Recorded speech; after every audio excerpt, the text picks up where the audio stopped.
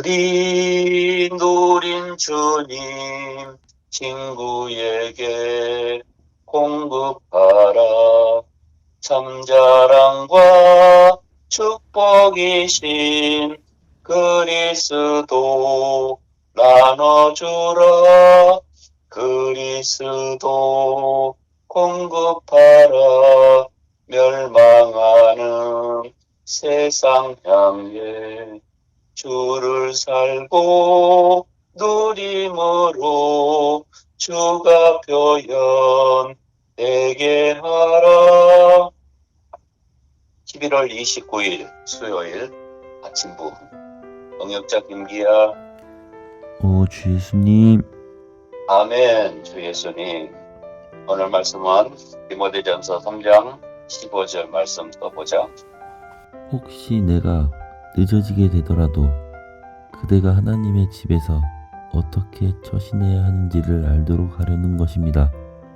이 집은 살아계신 하나님의 교회요, 진리의 기둥과 기반입니다. 아멘. 다음 요한복음 17장 17절. 그들을 진리로 거룩하게 하여 주십시오. 아버지의 말씀은 진리입니다. 아멘. 아들아, 하나님의 일을 돌보기를 배우는 데 있어서 한 가지 기본적인 공과는 바로 진리에 대하여 절대적인 것이야. 성경 안에 어떤 진리도 사람의 상태와 뒤얽혀서는 안 된단다. 오늘날 사람이 진리에 대하여 절대적이지 않는 이유는 그들이 진리를 자신의 상태와 뒤얽히게 하기 때문인데, 어떤 사람이 진리를 자기 자신의 상태와 뒤얽히게 할 때 그는 자신이 체험하지 않는 진리에 대해 말할 수 없다고 느낀단다. 그러나 우리는 자신의 체험이 어떤 진리에 관하여 말할 수 있는 자격을 부여하는 요건이 아님을 반드시 깨달아야 해. 진리는 그 자체로 절대적이야.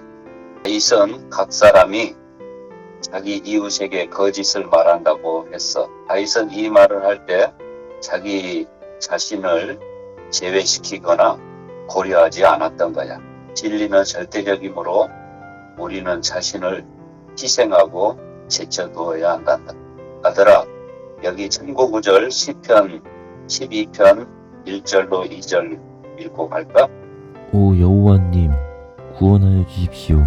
신실한 사람은 없어지고 믿을 만한 사람들은 사람의 아들들 가운데서 사라져 버렸습니다. 각 사람이 자기 이웃에게 거짓을 말하고 아첨하는 입술로 두 마음을 품고서 말합니다. 아멘. 그래, 다윗처럼 우리는 개인의 상태가 하나님의 진리와 아무 상관이 없다는 것을 깨달아야 한단다. 어떤 진리가 사람의 영향을 받는다면 그 진리는 더 이상 진리가 아니야.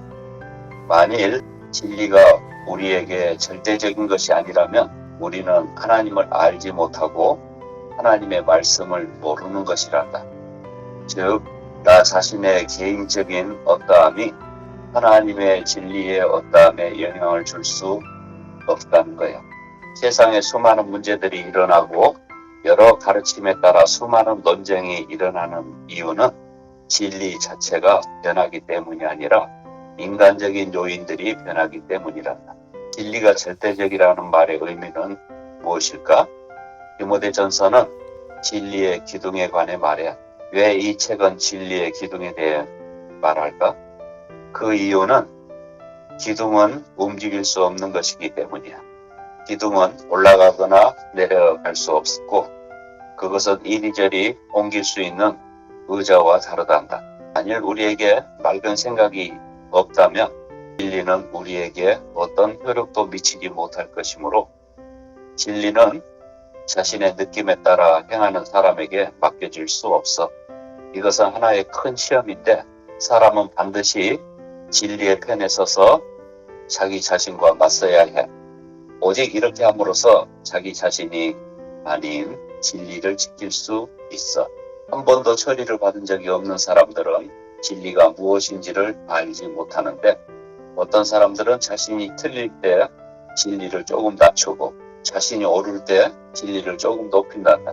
이것은 그들이 엘리베이터 같고 진리가 그들과 함께 오르락내리락 한다는 것을 의미해. 오직 자신을 처리한 이들만이 진리를 지킬 수 있단다. 아들아, 진리의 절대성에 대해 다시 한번 말해볼까? 우리는 개인의 상태가 하나님의 진리와 아무 상관이 없다는 것을 깨달아야 해. 어떤 진리가 사람의 영향을 받는다면 그 진리는 더 이상 진리가 아니야.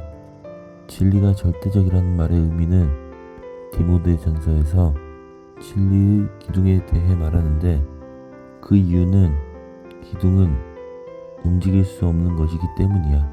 진리 또한 변할 수 없는 것이야. 그래, 우리는 이 진리에 대해 확고해야 하겠지. 오늘날 이토록 어둠이 짙은 이유는 사람이 진리를 희생시키고 억지로 진리를 자신에게 맞추려고 하기 때문이야. 우리가 진리를 유일한 기준으로 삼을 수 있고 자신이 틀렸다는 것을 인정할 용기가 있다면 새로운 빛이 우리에게 임할 것이고 새로운 길이 열릴 것이란다. 우리가 빛을 희생시키지 않는다면 빛은 우리를 높일 것이고 진리를 따를 수 있는 사람은 복이 있어. 자기 자신을 심판하는 이들만이 전진할 가능성이 있는데, 진리를 따르지 않고 반대로 진리의 표준을 낮추는 사람들은 영원히 어둠 속에서 살 것이고 빛이 그들 위에 내려올 길이 없을 것이란다.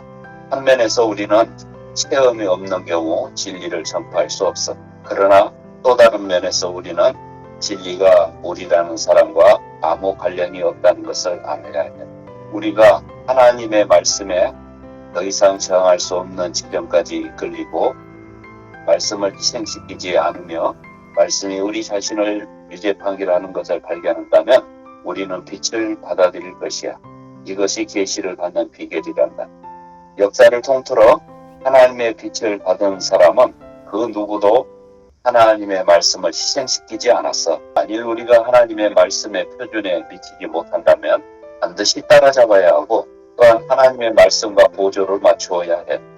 여기서 따라잡을 수 없다면 우리는 그저 죄를 범했다고 말할 수밖에 없어. 우리가 이렇게 한다면 우리 앞에 있는 길에 대해 분명해지고 우리에게 더욱더 많은 빛이 있을 것이야.